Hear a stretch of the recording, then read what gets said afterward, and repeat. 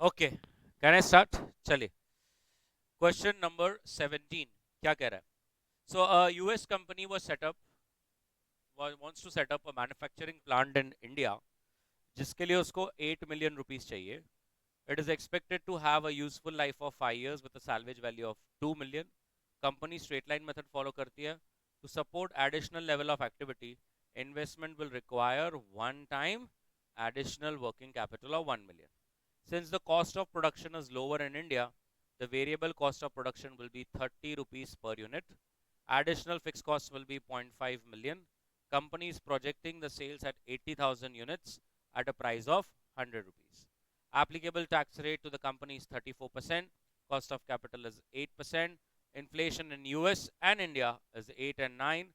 Current exchange rate अगर 72 है तो अज्यूम कि सारे प्रॉफिट्स बराबर से हर साल रिपाट्रिएट हो जाते थे, कोई विथहोल्डिंग टैक्सेस वगैरह नहीं है. क्या आप एनपीवी निकाल के दे सकते हो? क्या रहेगा in India? And evaluates its feasibility. 2 minutes to you if you want to read.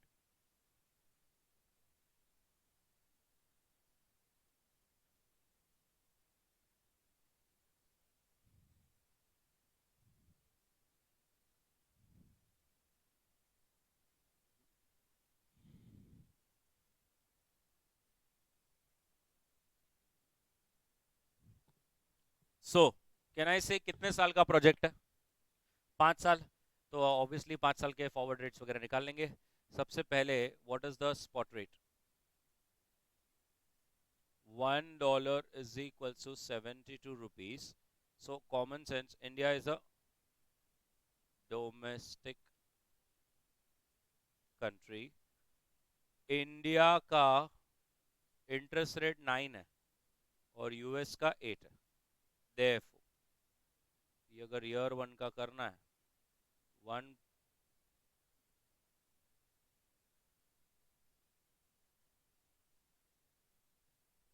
Yes बनी,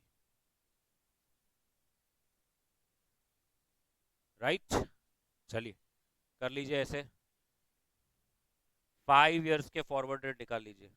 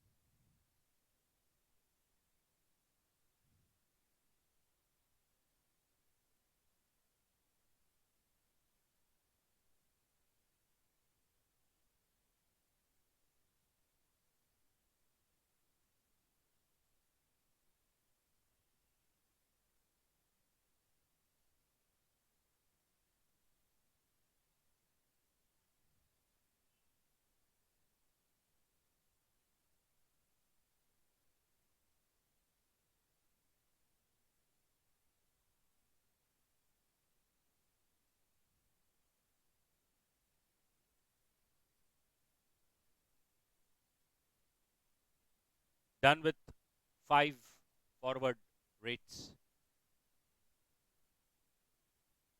बोलो sir. Year 2. Next. Next. Next.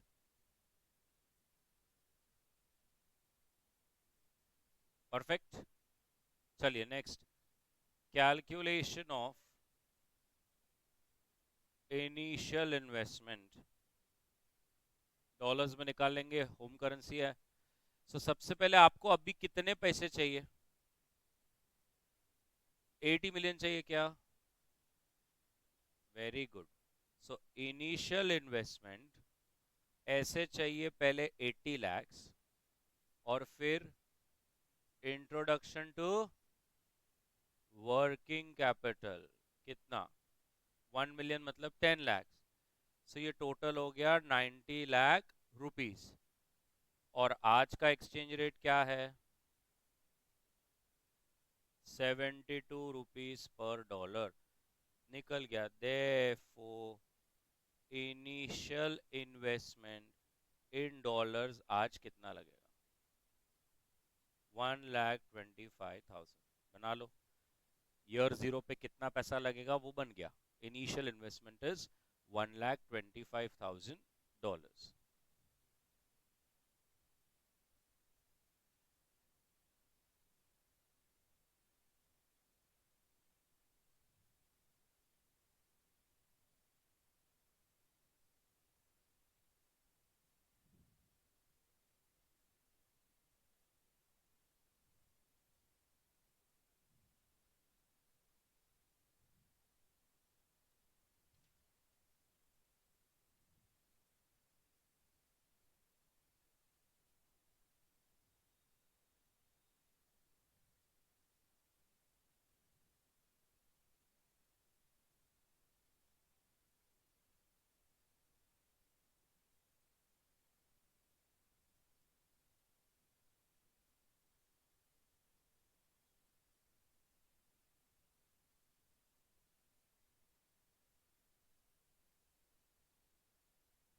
Done. पक्का। Next. C fats.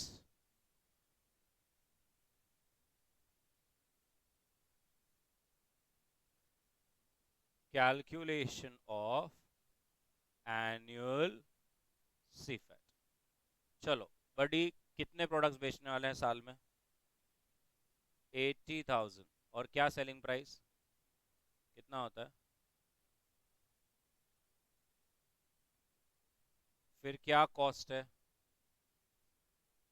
30, which comes to 24 lakh. तो इमाम में कितना आता है? 56। फिर क्या फिक्स कॉस्ट भी है क्या? कितना? 0.5 लाख मतलब 0.5 लाख के 0.5 मिलियन मतलब 5 लाख। 5 लाख कितना आता है? 51। और कोई कॉस्ट है क्या? Doubt sir.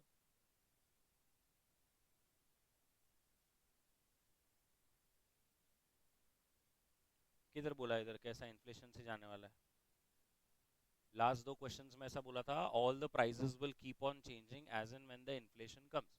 इधर ऐसा कुछ भी नहीं बोला सर। नहीं नहीं, ऐसा सिर्फ दिया है, वो दिए हैं पैरिटी थ्योरम के लिए। हाँ। फिक्स कॉस्ट हो गया। और कोई कॉस्ट है? डेप्रीसिएशन है। अब आपने अभी कितना लगाया था पैसा? 80 लाख। और उसकी कोई सैल्वेज वैल्यू है क्या?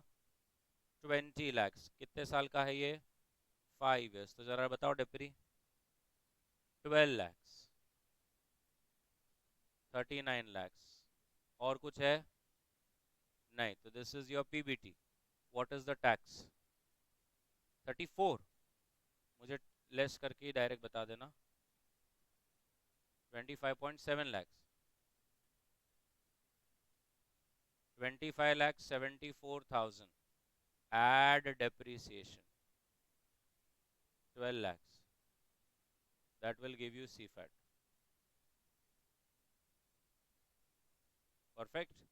बना लो कैलकुलेशन ऑफ एनुअल CFAT।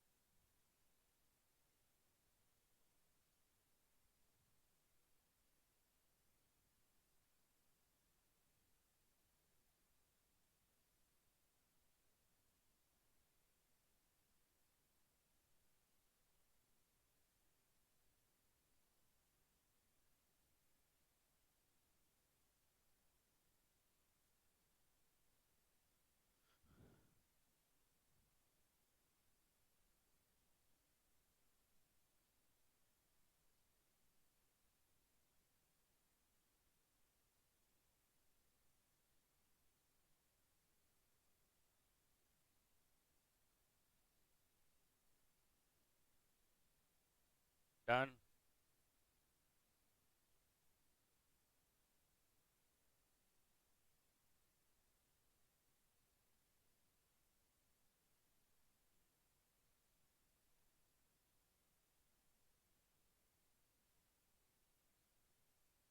सबका सी फैट हो गया क्या? खत्म।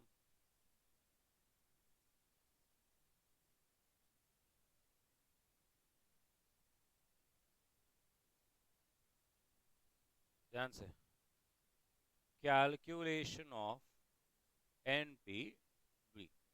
अभी देखो, your cash flow in rupees, उसके बाद आपके पास सारे एक्सचेंज रेट है, तो कैश फ्लो इन डॉलर्स, उसके बाद डिस्काउंटिंग फैक्टर, उसके बाद प्रेजेंट वैल्यू। अब देखो, ईयर जीरो पे आपने निकाला था रुपीस में, आपने कितने पैसे लगाए थे? 90 लैक्स, और तब एक्सचेंज रेट क्या था? तो डॉलर टर्म्स में कितना है? बरोबर। अब देखो, 1 2 3 4 5, आपको 5 साल तक कितना मिलेगा? 37 लाख, 37 लाख 74, 37 लाख 74, 37 लाख 74, बराबर है। लेकिन कैन आई से फिफ्थ ईयर आपको 37 लाख 70, मैं इधर फिर से लिखता हूँ, 37 लाख 74,000 तो मिलेगा ही। प्लस कैन आई से वो जो स्क्रैप वैल्यू था वो भी मिलेगा। कितना स्क्रैप वैल्यू है? 20 lakh. Plus working capital release होगा कितना? 10 लैक्स है ना, 10 लैक्स वो भी मिलेगा। तो टोटल 67 लाख 74,000। फर्स्ट ईयर का से लेके फिफ्थ ईयर का एक्सचेंज रेट है आपके पास, डॉलर्स में करेंगे और एनपीवी निकाल लेंगे। चलो स्टार्ट करो। Calculation of NPV, calculation of NPV.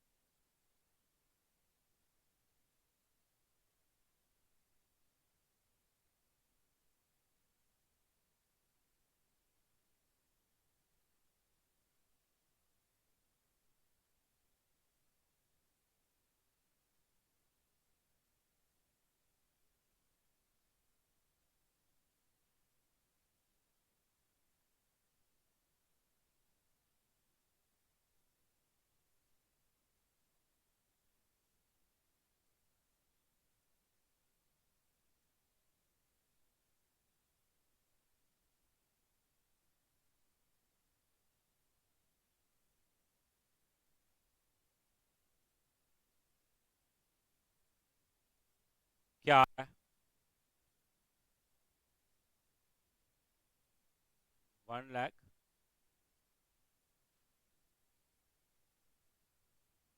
ऐसा। डन। चलिए next.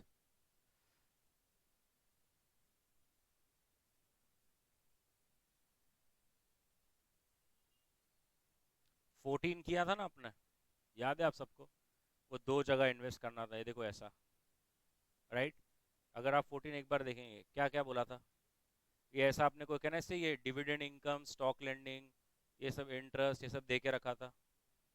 Question 14 and this question 12 is same. Check. The only thing is they have changed the currencies. So we'll resolve again. If you want, you can try. नहीं तो मैं कर देता हूँ.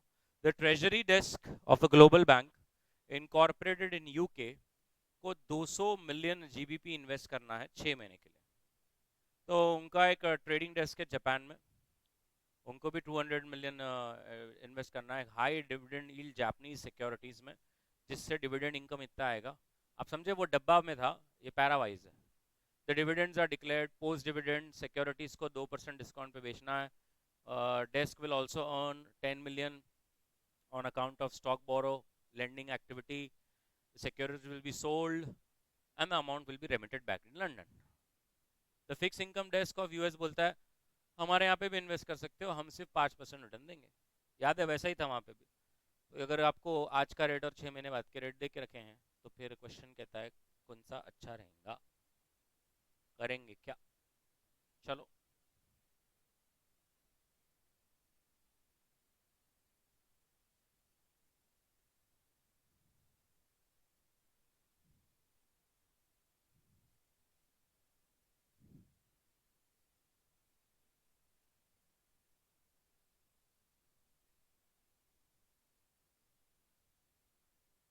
सो surplus है 200 million GBP, right? और अभी पहले चाहिए तो जापान का कर लेंगे। सो स्पॉट रेट चल रहा है 1 GBP is equals to 148.2 JPY। तो 200 million GBP is equals to how much?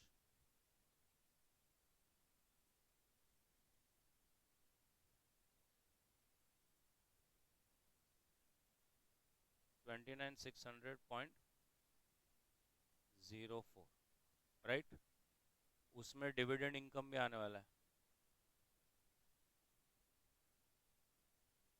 1182, ये भी मिलियन में है ना, ये भी मिलियन। फिर उसके बाद आपका कुछ तो भी स्टॉक लेंडिंग स्कीम से पैसा आने वाला है, कितना? 10 million. So total investment value क्या आ रही है?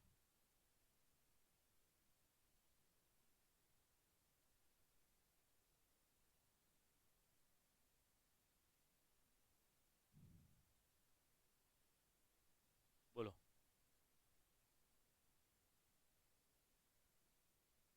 नहीं ना सर, ऐड करना है ना, आपने लेस कर दिया।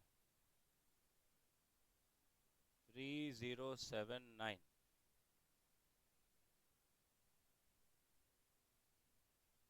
बराबर। कितने में बेचा?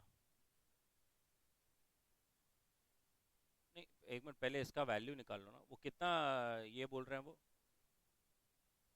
ट्रांजैक्शन कॉस्ट कितना है?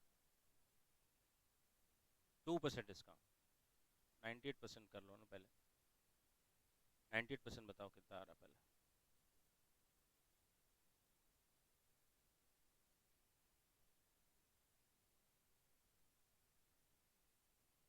पॉइंट, हाँ। For total amount at the end of 6 months,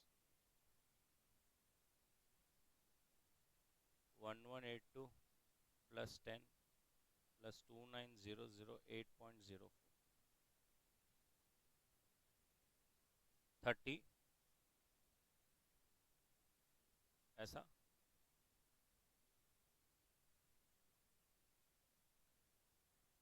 forward rate क्या चल रहा है? 1 GBP इज इक्वल्स टू,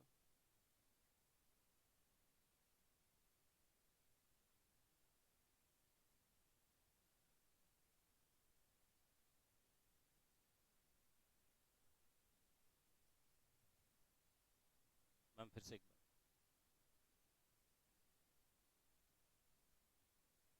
ऐसा 201.334, okay 201.334 million GBP, therefore gain 201.334 और शुरुआत हुई थी 200 से, सो गेन आया है 1.334 मिलियन GBP ओनली.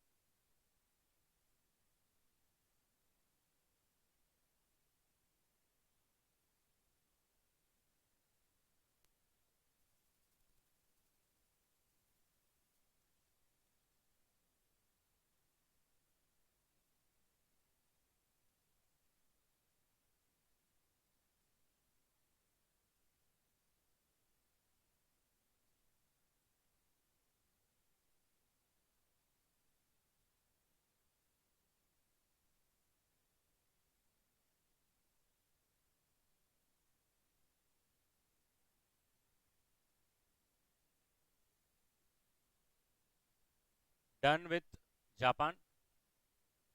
यूएस का करें?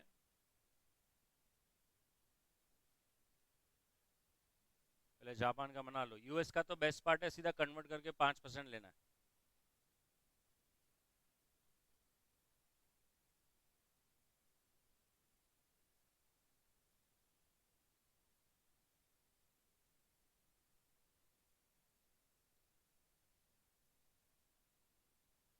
सो यूएस अभी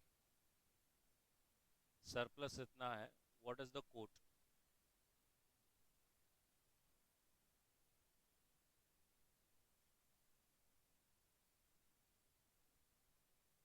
हाँ,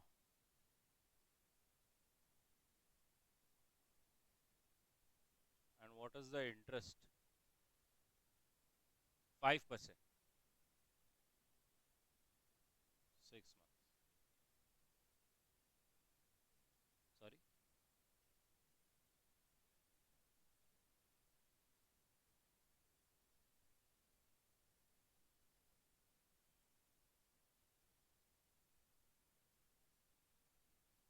262.4. इसमें कोई ट्रांजैक्शन चार्जेस वगैरह कुछ नहीं है ना?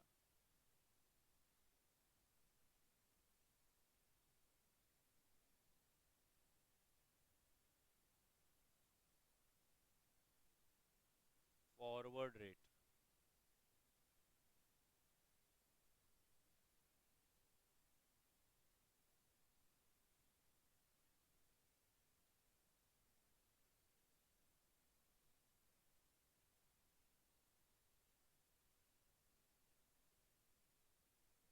हाँ.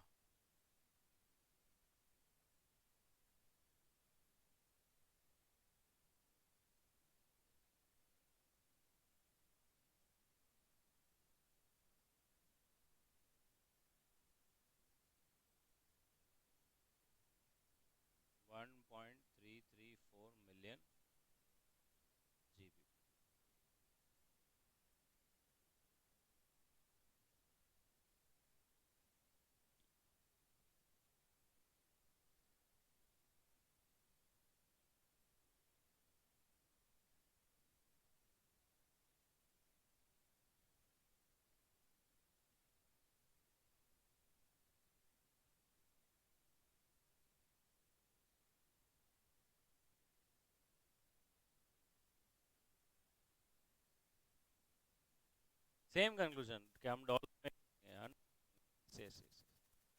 कंक्लूजन सेम रहेगा जो उस क्वेश्चन में भी था कि भाई दोनों तरफ गेन सेम है, but dollar being more stable we should invest in US.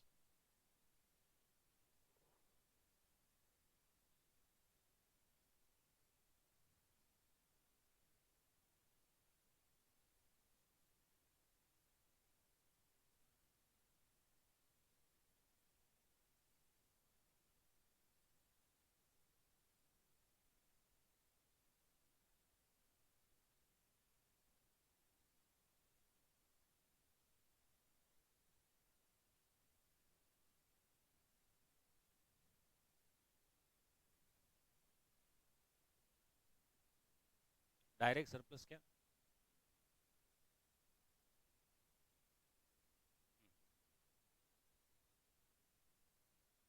कैसे करेंगे? अलग का रेट है ना, जब स्टार्ट में चल रहा है आज अभी जो चल रहा है रेट अलग है ना.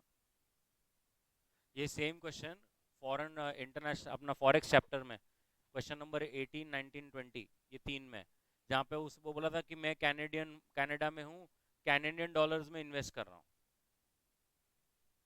यूएस का बंदा है, कैनेडियन डॉलर्स में इन्वेस्ट कर रहा है और उसको लॉस आ रहा है, और जब वो यूएस में कन्वर्ट करके देखता है तो उसको प्रॉफिट आता है.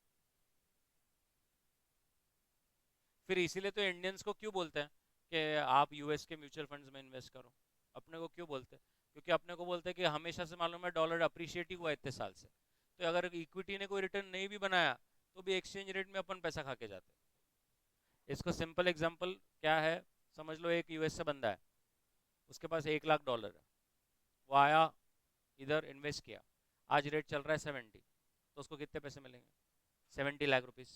70 लाख से वो धंधा करेगा, धंधा करके 70 लाख पे 10 लाख कमाएगा, तो कितने हो गए? 80 लाख. अब वो उसको लेके जाना है यूएस, तो जब वो लेके जाता है ना तो उसको 1 लाख डॉलर ही हाथ में आते हैं, क्योंकि तब तक रेट $1 80 चल रहा है. तो ऐसा देखेंगे तो उसको लगता है कि मैं कमा रहा हूँ, लेकिन वो जब घर लेके जाएगा तो उसको कुछ भी पैसा नहीं बनता. इसकी वजह से तो लोग डरते हैं इधर आने को. Done everybody. और कौन सा बोले? 11. अभी ये क्वेश्चन एक्चुअली एक थेरी चैप्टर है उसके साथ थोड़ा सा जुड़ा हुआ है, बट ठीक है. The directors of implant wishes to make an equity issue to finance a 10 million expansion scheme which has an expected NPV of 2.2 million dollars, and to refinance the existing 6 million 15% bonds due for maturity in 5 years time. Now for early redemption of these bonds there is a 3,50,000 ka penalty charge. The company has also obtained approval to suspend these preemptive rights and make a 15 million placement of shares, which will be at 0.5 per share. The flotation cost will be 4%. Any surplus funds अगर है तो हम उसको 10% पे invest कर सकते हैं. अभी प्रेजेंट कैपिटल स्ट्रक्चर तो कुछ इस तरह से चल रहा है कि आपके पास $1 के 70 लाख शेयर्स हैं, share premium, free reserves, bonds और debentures. Current share price is 2 rupees and the debenture is priced at 103. Cost of capital is 10%. It may be further presumed that the stock market is semi-strong form efficient and no information about the proposed use of funds from the issue has been made available to the public. You are required to calculate expected share price of company once full details of the placements and to which the finance is to be put is announced. तो अभी इसमें क्या है, it's just a you remember valuation of bonds, refunding of bonds, जहाँ पे अपन देखते हैं कि भाई रेट ऑफ इंटरेस्ट अगर कम हो गए तो नया बॉन्ड इशू करके पुराने बॉन्ड को रिडीम कर दो, और वो करने में फ़ायदा है कि नहीं, हम लोग एक एनपीवी एक्सेस करते थे, कुछ इस तरह से. ये इसमें ना समझने वाली बात आपके लिए ये होनी चाहिए, ये वाला पार्ट, ये जो थेरी वाला लिखा है ना, तो ऐसे है ना, तीन है: weak form, semi strong, strong form. ये weak form, semi strong, strong form theory है, आगे देखेंगे. तो ये क्या होता है कि बहुत बार जब यहाँ पर वीक फॉर्म होता है ना, वहाँ पर मतलब क्या कि पब्लिक का इंफॉर्मेशन, मतलब ऐसी कोई इंफॉर्मेशन जो पब्लिक में कैसे डिसेमिनेट होती है. जैसे बहुत बार ऐसा होता है ना कि कुछ कंपनी के रिलेटेड न्यूज़ आया और वो तुरंत पब्लिक में सबको ही पता चल गया, मतलब इनसाइडर ट्रेडिंग होने के चांसेस ना के बराबर, तब हम बोलते हैं कि स्ट्रॉन्ग फॉर्म है. वीक फॉर्म मतलब क्या, कुछ कंपनी के बारे में हो गया लेकिन पूरी दुनिया को पता ही नहीं, कुछ लोगों को ही पता है और कुछ लोगों ने उसका फायदा लिया और पैसा बना लिया। समझ में आ रहा है? यस। तो पहले एक स्टेटमेंट लिख लेंगे, as it is a semi strong form efficient, as it is a semi strong form of stock market, ऐसा कर दो, as it is a semi strong form of stock market, the share price will accurately reflect, the share price will accurately reflect new information, the share price will accurately reflect new information whenever it is publicly made,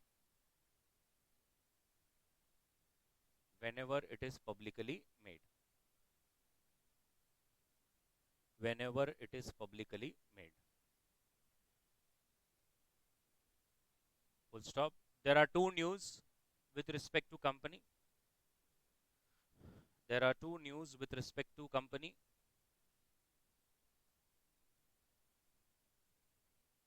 the one being expansion and the another being redemption of loan.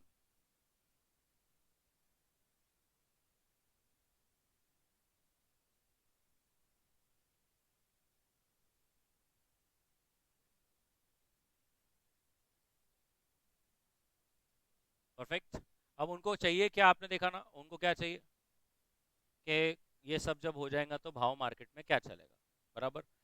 साथ में चलेंगे। एक particulars और amount amount दो column बना लो, एक inner column एक outer column, एक 7-8 लाइन का।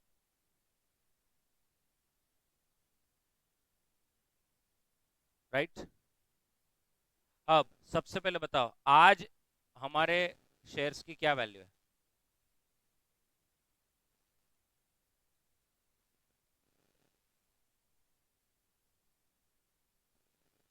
बराबर है 2 रुपीज। और कितने शेयर्स है मेरे पास?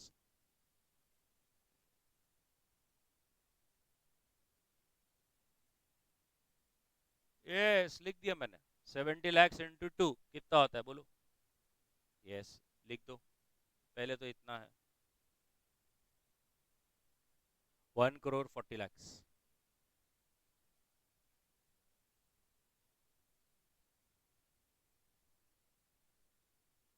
फिर एनपीवी अंडर न्यू स्कीम, ये जब न्यू स्कीम आएगा तो क्या बेनिफिट लाने वाला है, कितना इसका एनपीवी है? Yes ma'am, 22 lakhs, 22 lakhs। वो ऐड कर दो।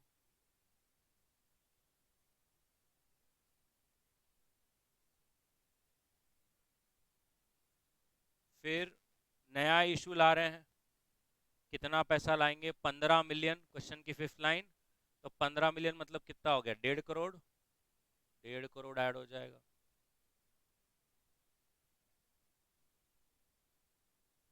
लेकिन ये 1.5 करोड़ के लिए खर्चा है ना, कितना है? 4% फ्लोटेशन कॉस्ट। यस और नो? उसी के नीचे बोला है। तो 1.5 करोड़ का 4% कितना होता है? 6 लाख लेस कर देंगे, 1.5 करोड़ पैसा आएगा बट 6 लाख जाएगा। परफेक्ट। ये आपका नए स्कीम का सॉर्टेड है। अब इसमें एक अच्छी बात क्या है कि अपन अपने बॉन्ड्स को जल्दी जल्दी रिटायर कर रहे हैं। बताइए उसकी अभी मेच्योरिटी कितनी है? 5 साल की मेच्योरिटी है। यस और नो? 5 साल बाकी है। कहना इससे 5 साल पहले ही पे कर दिया तो पहले उसका फायदा निकाल लेंगे। कहना इससे 5 साल का ब्याज बच गया।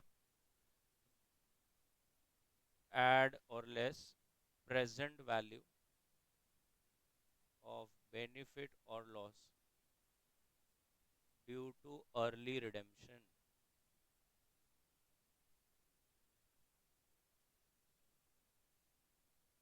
सबसे पहला आएगा सेविंग्स इन इंटरेस्ट।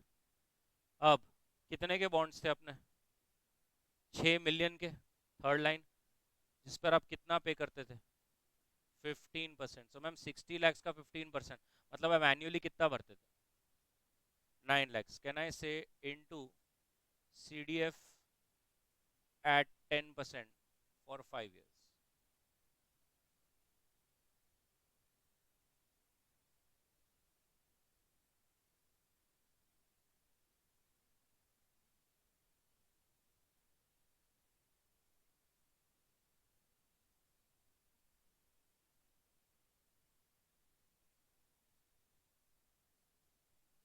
स्टार्ट से 34 lakh,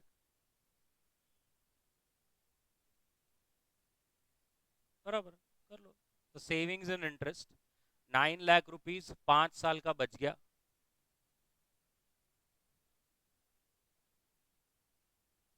plus present value of principal amount 60 lakhs into discounting factor at 10% for 5th year।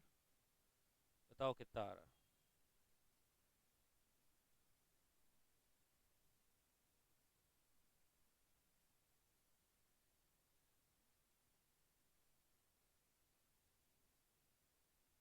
कितना मैम, फिर से एक बार,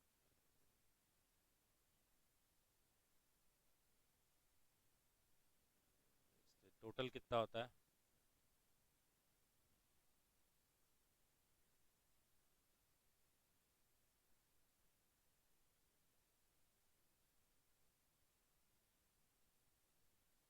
71 लाख टू 36। अपन तो आज ही चुका रहे हैं रिडेम्पशन कॉस्ट टुडे।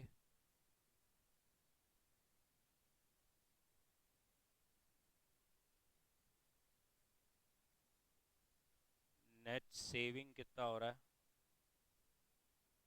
11,37,236 है क्या, देखो, बराबर।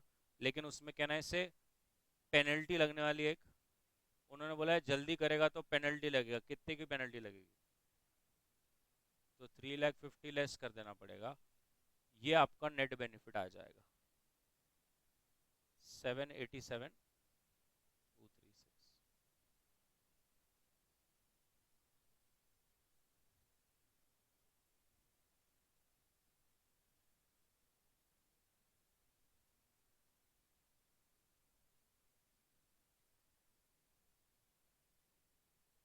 राइट। सो टोटल बता दो, आउटर कॉलम क्या वैल्यू बन रही है टोटल?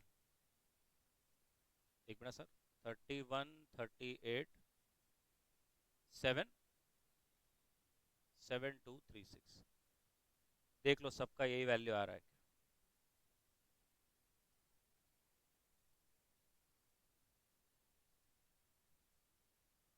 सबका यही वैल्यू आ रहा है क्या outer column?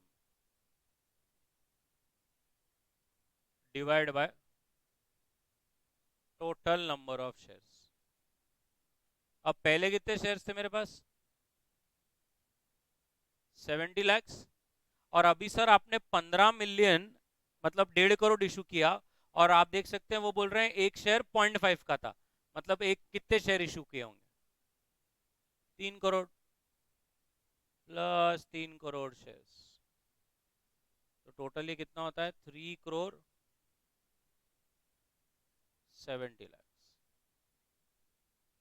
So what is the value per share?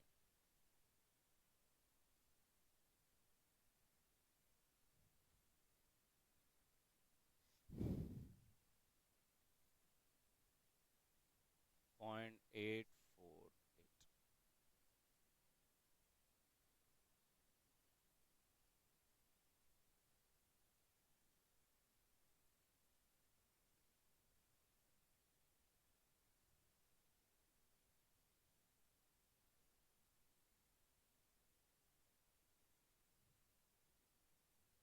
ये 3 करोड़ कैसे आया वो भी बता दो, बाद में तकलीफ हो जाएगी। 1.5 करोड़ पैसा लाया था और 0.5 का इशू प्राइस है, इस तरह से वो 3 crore shares.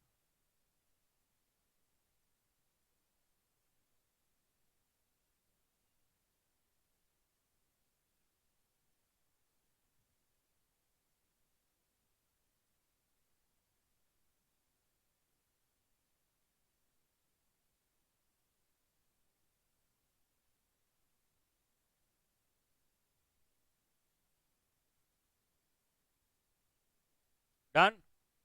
That's it. All questions done this particular